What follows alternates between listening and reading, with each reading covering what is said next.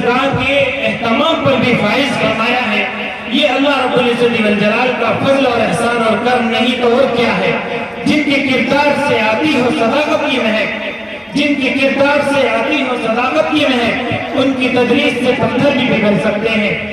اور ترستی ہے نگاہ نارسا جن کے نظارے کو، ترستی ہے نگاہ نارسا جن کے نظارے کو، مرونت انجمن کی ہے انہی خلوت گزینوں میں، نمایاں ہو کے دکھلا دے کبھی ان کو جمال اپنا، نمایاں ہو کے دکھلا دے کبھی ان کو جمال اپنا، بہت مدت سے چرچے ہیں تیرے باریک دینوں میں۔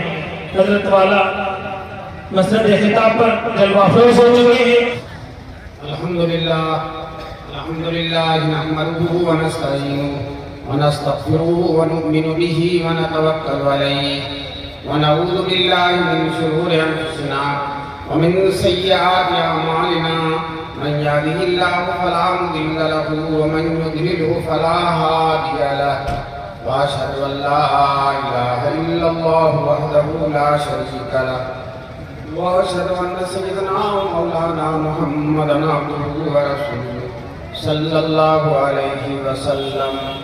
اعوذ باللہ من الشیطان الرجیم، بسم اللہ الرحمن الرحیم، وَلَقَدْ تَرَكْنَا عَلَيْهِ فِي الْآخِرِينَ سَلَامٌ عَلَىٰ إِبْرَاهِيمَ صدق اللہ العلی العظیم۔ بے خطر کود پڑا، بے خطر کود پڑا آتش نمرود میں عشق، بے خطر کود پڑا آتش نمرود میں عشق، عقل ہے محض تماشائے لگے بام ابھی۔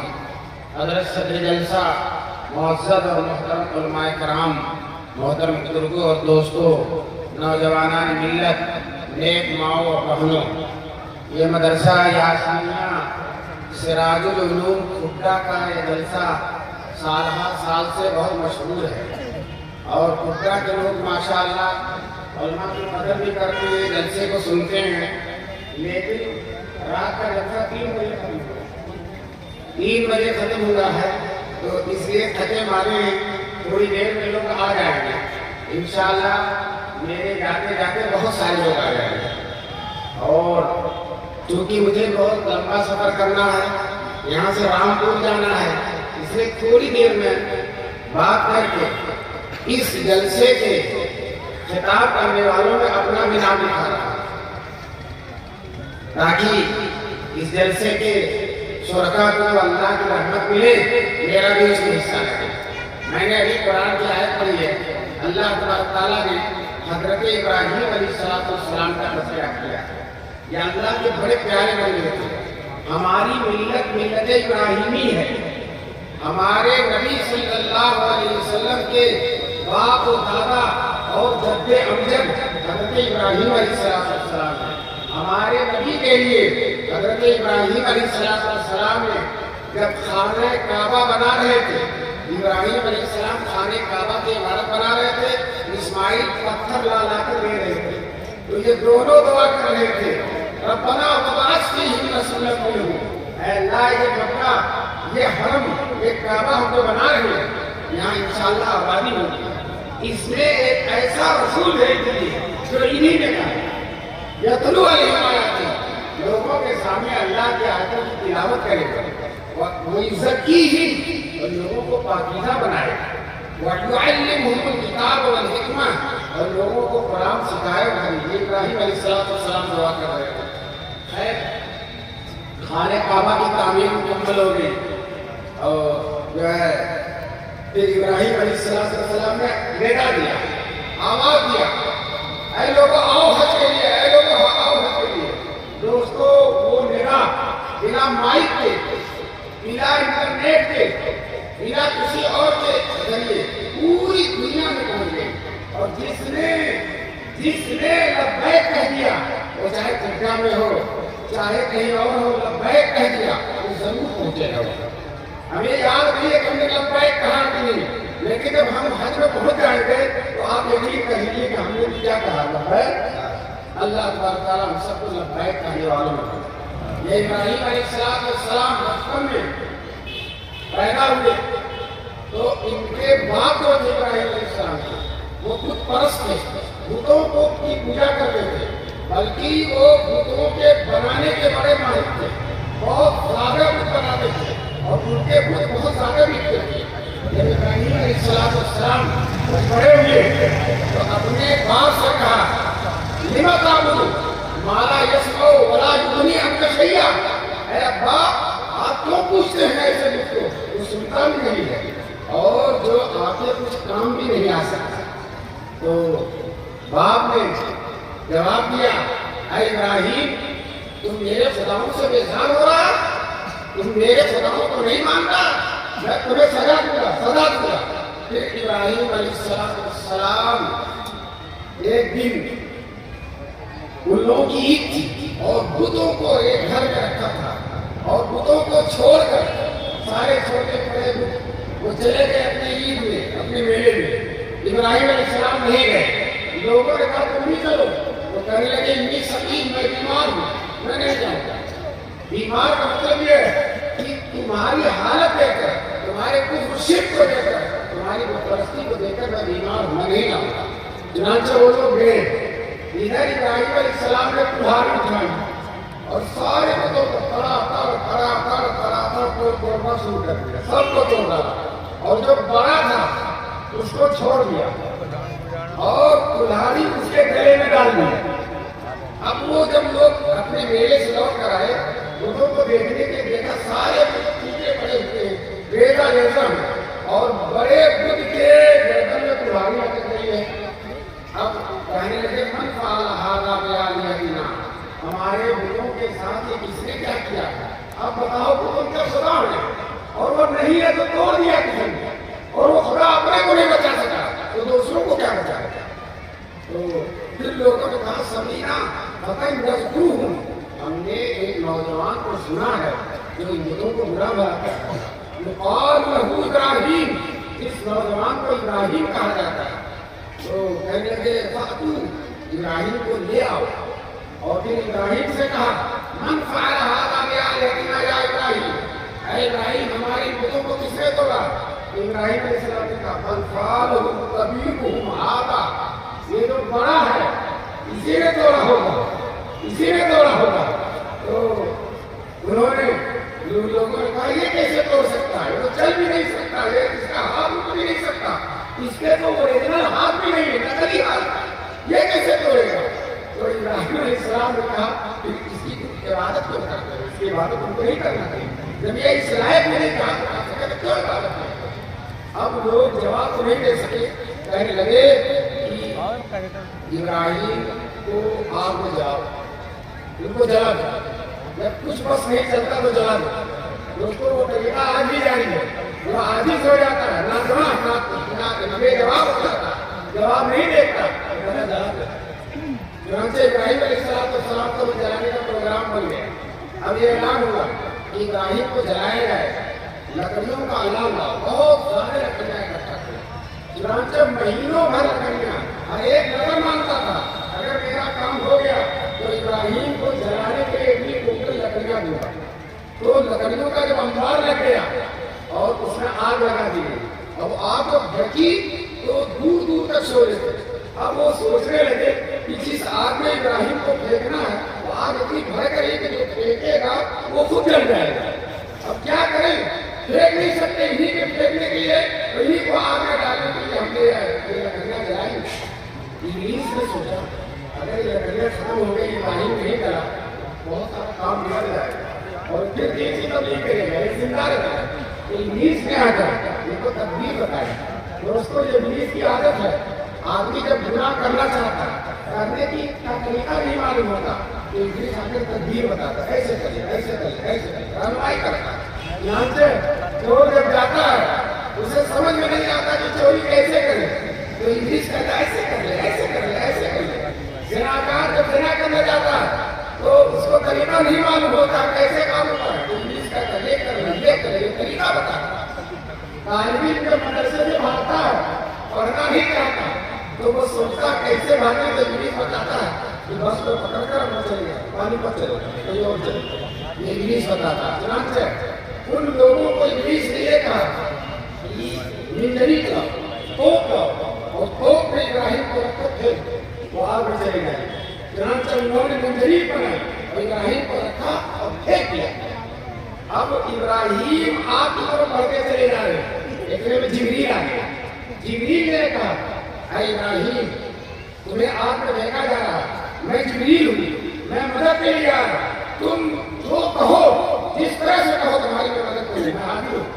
تو ابراہیم علیہ السلام کہتے ہیں جس اللہ کے لیے مجھے پھینکا جا رہا ہے وہ اللہ مجھے دیکھ رہا ہے, مجھے آپ کی ضرورت نہیں ہے. انبیاء کا توکل دیکھو, فرشتوں پر بھی بھروسہ نہیں کرتے, کہتے ہیں میں اپنے اللہ پر بھروسہ کر رہا ہوں. میں نے شیر پڑھا تھا سننے, بے خطر کود پڑا آپ اسے نمرود میں جب عشق ہوتا اللہ کی محبت ہوتی ہے تو آدمی اللہ کے لیے آگ میں نہیں جانا گوارا کر لیتا ہے. عقل ہے ماہر طبع شاعر حبیبہ, عقل کہتے ہیں آگ میں جاؤ گے جل جاؤ گے, آگ میں جاؤ گے جل جاؤ گے, اور عشق الہی کہتا ہے چلے جاؤ کچھ بھی نہیں ہوگا, اللہ حفاظت کریں گے. چنانچہ ابراہیم علیہ السلام نے جبریل سے یہ کہا کہ آپ کی مجھے ضرورت نہیں, مجھے بنا اللہ دیکھا. چنانچہ آگ میں پہنچنے سے پہلے ہی اللہ تعالیٰ نے آپ کو حکم دے دیا قلنا یا نار کونی بردم و سلامت علی ابراہیم. ہم نے کہہ دیا اے آگ ٹھنڈک بن جا اور سلامتی بن جا ابراہیم علیہ السلام کے لیے. چنانچہ ادھر آگ میں ابراہیم جاتے ہوئے اور یہ سب لوگ سمجھتے ہیں جل کر خاطر پر خاک ہو گئے ہوں گے, راک ہو گئے ہوں گے, لیکن کھاٹ سے آگ میں سو گئے. سلامت ٹھنڈک ہو جا, صرف ٹھنڈک کہتے ہیں تو زیادہ ٹھنڈی لگتی, ٹھنڈک سے تکلیف ہو جاتی. اللہ نے کہا سلامت سلامتی کو بھی ایسی ٹھنڈک بن جا جس میں سلامتی ہو, جس میں اس کو نیند آ جائے. چنانچہ ابراہیم علیہ السلام سو گئے. بتاؤ اتنی بڑی آگ میں جو سال سے جلائی, مہینوں سے جلائی جا رہی تھی, ابراہیم علیہ السلام کو بھیجا. ابراہیم کا بھروسہ اللہ کا تھا, آگ میں کا کچھ کیا. اس لیے مسلمان ہم کو ابراہیم کے نقش قدم پر چلنا, اللہ کو بھروسہ کرنا. کوئی مصیبت ہو, کوئی مشقت ہو, کیا آگ میں پھینکے جانے سے بچ کر کوئی مصیبت ہو سکتی ہے؟ لیکن ابراہیم علیہ السلام نے صبر کیا اور اللہ پر بھروسہ کیا اور آگ میں چلے گئے اور اللہ نے آپ کو کے لیے ٹھنڈک بنا دیا. انبیاء ہمیشہ جب ان پر حالات آتے ہیں اللہ پر بھروسہ کرتے ہیں. یونس علیہ السلام جو دریا میں جا رہے تھے اور قرآن پڑھا, کشتی ڈوب رہی تھی, یہ ہوا کہ کوئی اپنے مالک سے بھاگا ہوا گیا, اس لیے کشتی ڈوب رہی ہے. حضرت یونس نے کہا میں بھاگا ہوا آیا. لوگوں نے کہا تم تو بڑے سیدھے سادے تو نہیں ہو. جب اعلان کرتے نہیں کھڑے ہو جاتے, آخرکار قرآن ڈالا گیا تو انہی کے نام پر پورا تھا. ان کو سمندر میں پھینک دیا گیا, بہت بڑا سمندر, سینکڑوں میل تک لمبا چوڑا سمندر. لیکن جو ہے جب سمندر میں پھینک دیا گیا تو اللہ نے ایک مچھلی کو حکم دیا, اے مچھلی ان کو اپنے پیٹ میں نکل لیا. چنانچہ مچھلی کے پیٹ میں رہی اور مچھلی لیے پھرتی رہی اور مچھلی کے پیٹ میں اللہ نے دعا سکھا دیا تھا لا الہ الا انت سبحانک انی کنت من الظالمین. اے اللہ آپ ایک ہے, آپ کے علاوہ کوئی معبود نہیں, آپ پاک ہیں, میں ظالم ہوں. اے اللہ مجھ سے بھول چوک ہوئی ہے. اب مچھلی کے پیٹ میں ہضم ہی نہیں ہو رہے. 3 دن کے بعد مچھلی نے کنارے لے جا کر ان کو نگل دیا. اب اللہ تعالیٰ نے ایک درخت تھا اس سے کہا سایہ کرو, اور ایک جنگلی جانور تھا اس سے کہا ان کو دودھ پلاؤ. درخت نے سایہ کیا اور جنگلی جانور نے دودھ پلائی. بتائیے کتنی حفاظت کے ساتھ اللہ تبارک تعالیٰ نے سمندر سے باہر نکال دیا. اس لیے انہوں نے اللہ پر بھروسہ کیا. اس لیے ہم مسلمانوں ہم کو ہر حال میں اپنے اللہ پر بھروسہ رکھنا. حالات کتنے بھی خطرناک ہیں, بتاؤ ابراہیم سے زیادہ خطرناک ہو سکتے ہیں, یونس سے زیادہ خطرناک ہو سکتے ہیں, موسیٰ علیہ السلام کو دریائے نیل میں ڈوبنا پڑ گیا, ان سے زیادہ حالات خطرناک نہیں ہو سکتے. لیکن اگر اللہ پر بھروسہ رکھو, ایمان کو مضبوط رکھو, روزے نماز کی پابندی کرو. سب سے بڑی بات نماز ہے. دیکھو عرب میں دستور تھا جب کوئی کسی کے گھر جا کے پناہ لے لیتا تو وہ جس کے گھر پہ پناہ لیا وہ پوری پناہ دیتا تھا اور دشمن کے حوالے نہیں کرتا تھا. یہاں تک کہ جو ہے جب پورے گھر میں لوگ لڑ کر ختم ہو جاتے تھے تب اس مہمان کو دشمن کے حوالے کیا جاتا تھا جو جس کو پناہ دے دیتے. تو جب عرب کے جاہل لوگ جس کو پناہ دے دیتے اس کی حفاظت کرتے, جو ان کے گھر میں چلا جاتا اس کی حفاظت کرتے. تو اے مسلمانوں اگر ہم 5 وقت اللہ کے گھر میں جائیں, 5 वक्त अल्लाह के घर में जाए, नमाज पढ़े।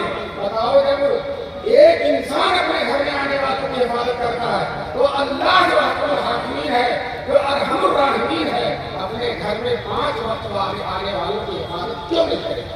इसलिए मुसलमानों, हम सबको नमाज का एहतमाम करना चाहिए। और माशाअल्लाह ये मदरसा जिसने हमारे बच्चों को संभाल दिया, आज माशाअल्लाह कितना 28 बच्चे, आज 28 बच्चे उनकी पगड़ी लगेगी, 28 बच्चे, उसमें 3 बच्चियां भी है, 3 बच्चियां कुरान की हाफिजा हो गई। बताओ कितना बड़ा काम, कितना अजीम शान काम हो गया। मैं इस मदरसे के मोहतरम साहब को, जिम्मेदारों को, असातिज़ा किराम को दिल की गहराइयों से मुबारकबादी देता हूँ। तो तुमने कौम के 28 बच्चों को 1 साल के अंदर उस जलसे से लेकर इस जलसे तक आपने कुरान बना दिया, उनके सीने में कुरान मुंतकिल कर दिया। और बच्चे तो बच्चे, बच्चियां भी माशाअल्लाह कुरान करीम की हाफिजा हो गई। हालांकि ये हमारी बच्चियां अगर मदरसे में नहीं आती हैं, गांव की औरत से पढ़ती है किसी, तो इतना गलत पढ़ती है, नादरा में सही नहीं पढ़ती। मैंने बात बच्चियों को देखा, दिलकर रसूल को दिलकर रसूल पढ़ी, दिलकर रसूल को दिलकर रसूल पढ़ी, सयकूल को सयकूल पढ़ी। और माशाअल्लाह मदरसे में बेहतरीन तरीके से, बिल्कुल शानदार तरीके से तजवीज़ की रियायत करके पढ़ते हैं। अल्लाह ताला इस मदरसे की अजीम शान की बात को कबूल फरमाए। इन हज़रात ने बड़ी मोहब्बत से मुझे दावत दी, 2-2 दफ़ा मेरे यहाँ तशरीफ़ ले गए और मुझे आगे यहाँ ज़्यादा वक्त देना चाहिए, लेकिन मेरी भी मजबूरी है, बहुत लंबा सफर करना है, वरना और देर तक आपकी खिदमत में बैठता। ये बुड्ढा मुझे बहुत अच्छा लगता है, यहाँ के लोग बड़े अच्छे हैं और यहाँ का मदरसा भी माशाअल्लाह बहुत शानदार है। बताओ गाँव में मदरसा रास्ते से दूर है और इसके बावजूद इतनी अजीब खिदमत क्या हो रही। मैं बिहार के उड़ीसा के मदरसे में गया, सिर्फ 4 बच्चे हाफिज़ कुरान में, 4 बच्चे। मोहतमिम साहब इतना खुश थे, पूरे नहीं संभाले। जब रिपोर्ट संभाले तो 56 का मदरसा था, तो 56 की तरफ इशारा करके कहा, देखो इन 56 ने जहाँ बादशाह किया। मैं आपसे बताना चाहता हूँ, हाफिज़ कुरान का बादशाह में मुकाबला नहीं था। बादशाह आज है, कल रहेगा, कल रहेगा, खत्म हो जाएगा, नामो निशान मिल जाएगा, इलेक्शन हार गया काम से, कोई पूछने वाला नहीं। लेकिन हाफिज़ कुरान की आज भी शान है, खबर में भी शान रहेगी और मैदान महशर में भी शान है। खबर में अपने खानदान के 10 आदमियों के लिए सिफारिश करेगा और इसकी सिफारिश से अल्लाह से खानदान के 10 लोग जिनके जहन्नम का ऐलान हो चुका है, जन्नत में दाखिल कर देंगे। ये बहुत बड़ी सादत की बात है। जिनके बेटे हाफिज़ हुए, जिनकी बेटियां हाफिज़ हुई हैं, मैं उन माओं को, बापों को दिल की गहराइयों से मुबारकबादी देता हूँ। आपने बहुत बड़ा सरमाया हासिल कर लिया, बहुत बड़ी दौलत हासिल कर ली। दुनिया का कोई खजाना इस दौलत का मुकाबला नहीं कर सकता। अल्लाह ताला इस मदरसे की अजीम शान की दुआओं को कबूल फरमाए। और जो कुछ थोड़ा बहुत मैंने कहा है, अल्लाह ताला मुझे भी और सब लोगों को इस बातों पर अमल करने की तौफीक नसीब फरमाए। व आखिर दावाना अल्हम्दुलिल्लाहि रब्बिल आलमीन।